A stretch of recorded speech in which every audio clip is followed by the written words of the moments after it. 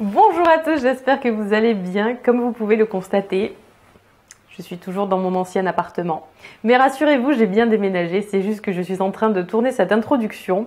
Au moment où je tourne, je n'ai pas encore déménagé, mais au moment où vous regardez, j'ai déménagé. Donc en gros, vous êtes en train de regarder mon moi du passé. Coucou!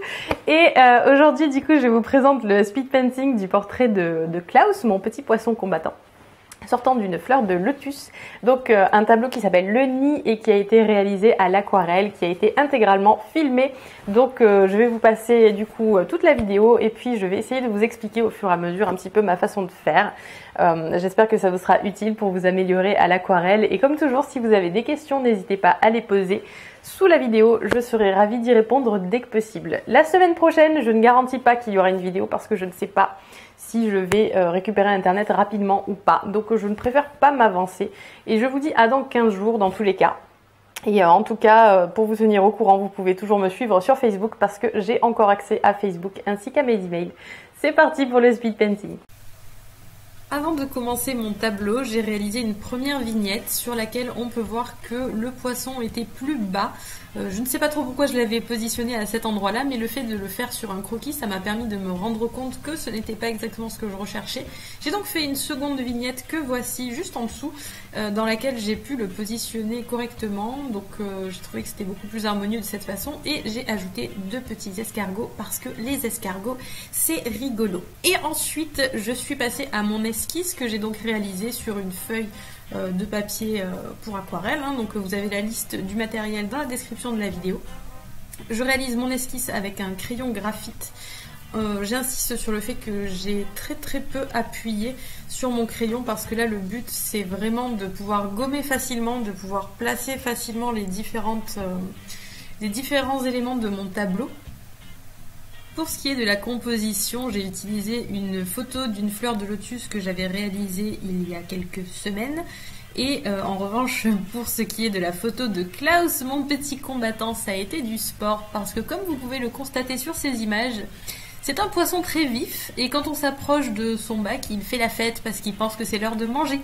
Et du coup, j'ai un petit peu galéré pour le prendre en photo, mais j'ai fini par en avoir une qui me plaisait et qui se prêtait bien à cette composition-là. Donc j'ai tout simplement assemblé les deux pour créer ma petite scène surréaliste de combattant qui sort d'une fleur de lotus. Pour l'esquisse, pour en revenir à la façon de faire, comme je vous l'ai déjà expliqué dans une autre vidéo qui s'appelait faire une esquisse à l'aide de formes géométriques ou quelque chose dans ce genre-là, il s'agit de décomposer vraiment chaque petit élément en une forme abstraite, et avec la fleur de lotus c'est très facile de faire ça parce que les pétales correspondent déjà à des formes abstraites, donc il suffit tout simplement de les reproduire. Et essayer vraiment de ne plus les voir comme un ensemble. En fait c'est ça le plus difficile, c'est d'essayer de ne plus voir le lotus comme un lotus mais comme vraiment une composition de plein de petits éléments. En fait chaque nouveau pétale que je trace m'aide à placer le suivant. Je vais l'utiliser pour connaître la hauteur, la largeur. En fait c'est ça, au fur et à mesure que j'avance, j'utilise chaque élément que j'ai posé pour créer le suivant. Je sais que c'est pas hyper clair, mais c'est vraiment pas évident à expliquer. Donc je vous renvoie aux autres vidéos que j'ai faites sur l'esquisse si vous éprouvez des problèmes pour créer les vôtres. En sachant que sur YouTube, il y a vraiment plein de vidéos de dessin, c'est pour ça que j'insiste pas forcément énormément dessus, parce que je trouve qu'il y en a déjà des très bonnes, donc je préfère me concentrer sur la mise en couleur qui a commencé d'ailleurs comme vous pouvez le voir, et on arrive donc sur la création du fond dont j'avais déjà publié une vidéo moins accélérée que celle-ci et commentée. Donc je vous avais expliqué un petit peu comment j'avais créé ce fond là avec ces jolis effets de petites fleurs blanches qui sont liées au sel de table que j'ai appliqué avant qu'il ne soit sec, et de cette façon les grains de sel ont créé ces jolis effets. Je vous invite à regarder la vidéo si jamais cela vous intéresse. Ensuite, une fois que tout était sec, c'est-à-dire le drawing gum et le fond, j'ai enlevé donc le drawing gum, c'est-à-dire le liquide de masquage, et j'ai retracé mon esquisse parce qu'entre temps du coup elle s'était effacée quand j'ai enlevé c'est bête hein, mais quand j'ai enlevé le liquide de masquage, le graphite est parti avec.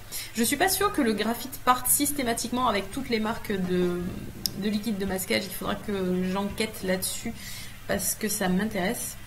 Mais ensuite j'ai replacé de nouveau du liquide, cette fois-ci avec une plume pour avoir un trait beaucoup plus fin. J'ai masqué les contours du poisson pour que le rose des pétales du lotus ne vienne pas déborder sur lui, mais j'en ai aussi profité pour créer les petites lignes qui traversent les pétales, donc qui créent les nervures, hein, pour ne pas avoir à m'embêter à laisser des lignes très fines blanches. En fait, c'est le liquide de masquage qui va travailler pour moi.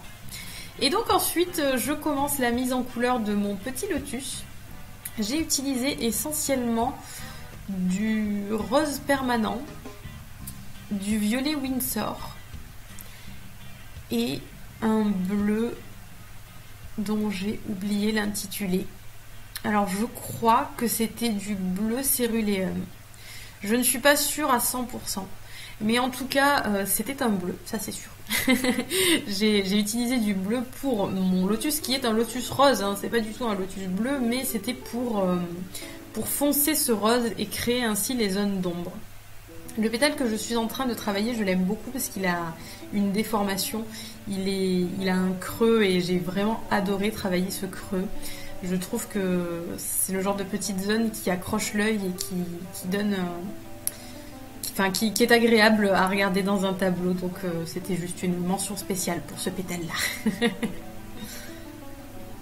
Alors quand on crée une fleur, c'est bien de travailler tantôt mouillé sur mouillé pour créer des flous, pour créer des transitions tout en douceur, et mouillé sur sec, c'est-à-dire que... voilà, en fait, quand vous travaillez sur une zone qui a été mouillée, vous avez votre peinture qui se diffuse.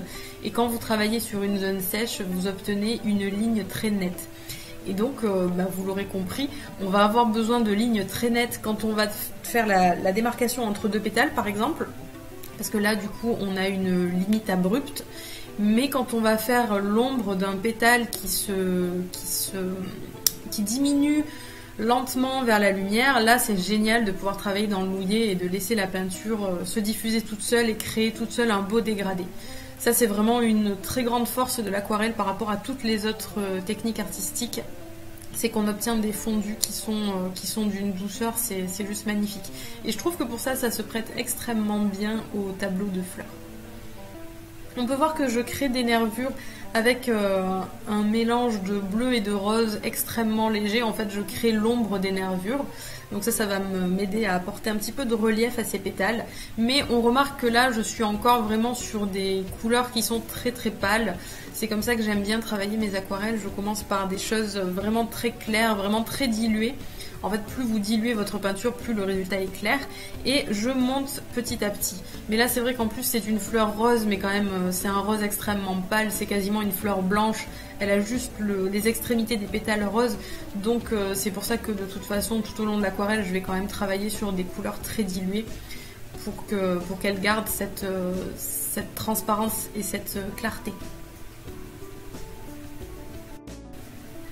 Je ne sais pas si vous avez remarqué, mais j'ai deux pinceaux à réservoir d'eau. Alors à ma connaissance, il en existe 3 tailles. Il y a un large, un moyen et un fin.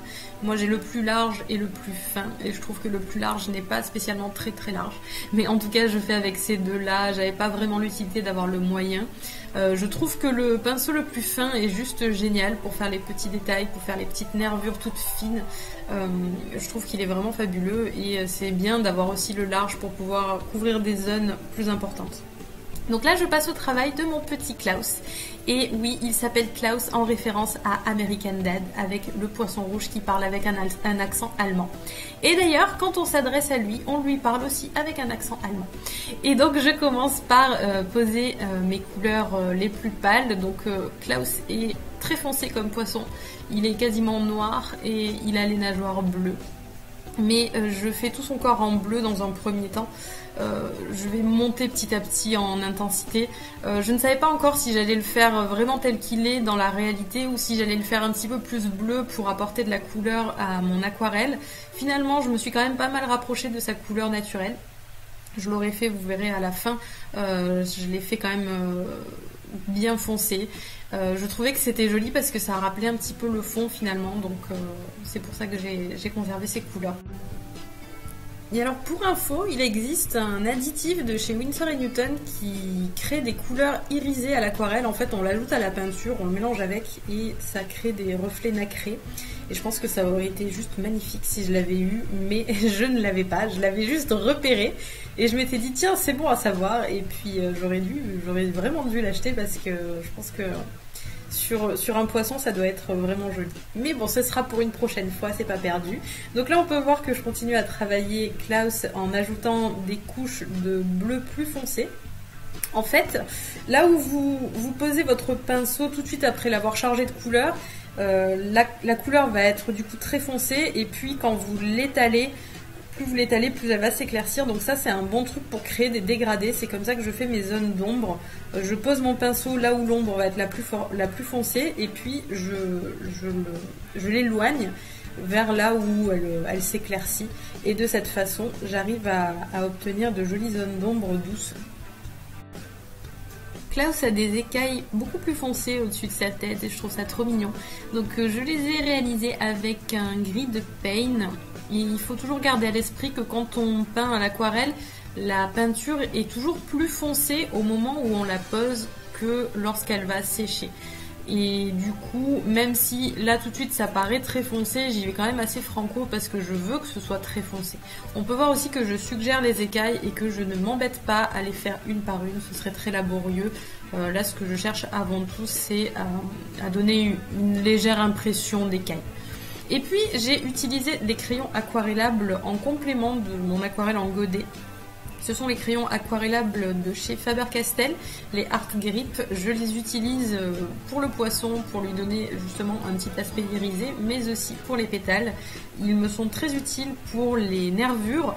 J'avais commencé à faire des ombres des nervures au pinceau, mais avec les crayons, je suis quand même beaucoup plus précise. Je peux avoir quelque chose de plus net et dans des couleurs du coup que comment dire, qui sont beaucoup plus faciles à appréhender parce que c'est vrai qu'avec le pinceau, on a toujours un peu la surprise entre la couleur telle qu'elle apparaît sur la palette, la couleur telle qu'elle apparaît sur le papier et telle qu'elle va apparaître une fois qu'elle sera sèche. Alors qu'avec le crayon, c'est quand même plus facile, on sait tout de suite à quoi ça va ressembler, donc je trouve que c'est pratique. On a vu aussi rapidement que j'avais enlevé le drawing gum que j'avais posé tout autour de Klaus ainsi que sur ses nageoires, donc maintenant il y a des traits blancs qui nous permettent qui évoquent tout simplement ces deux petites nageoires latérales. Je ne sais pas si vous avez déjà vu un combattant en action, mais elles sont trop mignonnes. Elles s'agitent tout le temps dans tous les sens. Donc pour moi, c'était très important qu'on remarque bien ces petites nageoires, même si elles sont très transparentes, elles sont très discrètes, mais elles sont quand même là. Et donc je continue. Alors là, je suis dans la phase de retouche. Je vais rajouter par-ci par-là quelques teintes. Ça se voit pas énormément à la vidéo, surtout ce bleu très très clair que je viens de poser. Mais sur le tableau réel il se voit. On peut voir, oulala, j'espère que les puristes de l'aquarelle n'ont pas regardé. De temps en temps j'ai utilisé un crayon pastel blanc. Le crayon pastel blanc est très utile pour créer des reflets. Une fois que le blanc a été perdu à l'aquarelle, en fait c'est le blanc du papier, et une fois qu'il a été recouvert de peinture c'est foutu. Ou alors il faut gratter avec un cutter, ou alors selon les papiers on peut essayer d'éponger, mais bon c'est toujours du système D. Alors qu'un petit coup de crayon pastel et hop, ça laisse une belle marque blanche, ça peut créer des jolis reflets. Donc là ça a été le cas, je l'ai utilisé pour certaines petites écailles plus lumineuses sur Klaus. Je trouve que c'est très heureux. Alors si vous suivez habituellement mes vidéos sur le pastel, vous savez que le pastel il a besoin de matière pour accrocher. Le papier aquarellable il est légèrement...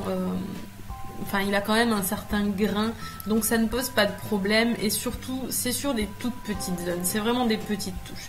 Je conseillerais pas forcément de faire tout un tableau au pastel sur du papier pour aquarelle, je pense que ce serait pas très judicieux, mais là pour des réaux lumineux, franchement c'est le bon plan. Ça vaut pas le coup de s'en priver, donc un petit crayon pastel ça peut grandement améliorer un tableau. Donc là je termine d'enlever mon drawing gum des nageoires, je pensais que je l'avais fait tout à l'heure mais en fait non.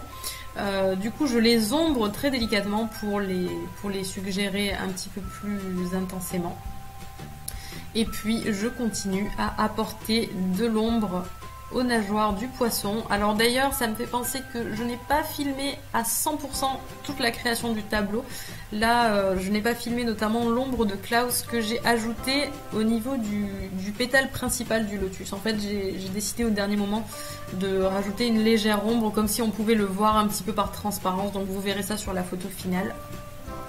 Je n'ai pas filmé non plus les projections de peinture parce que en fait j'avais essayé de le filmer mais ça rendait pas du tout, on voyait pas du tout ce que je faisais, donc je pense que je vous ferai un tutoriel qui leur sera dédié. En tout cas merci beaucoup d'avoir regardé cette vidéo, j'espère de tout cœur qu'elle vous a plu, qu'elle vous aura été instructive et si c'est le cas, eh bien n'hésitez pas à me mettre un petit pouce en l'air sur YouTube, ça me fera très plaisir. Moi je vous fais des gros bisous et je vous dis à la semaine prochaine pour une nouvelle vidéo, salut! Pour la vaisselle. C'est pas pour les petits chats, même s'ils sont très mignons. Ça peut pas rester dans les cartons les chats, pas pendant les déménagements. Mais si tu veux, tu pourras le garder. Quand on sera installé, tu mettras un petit carton.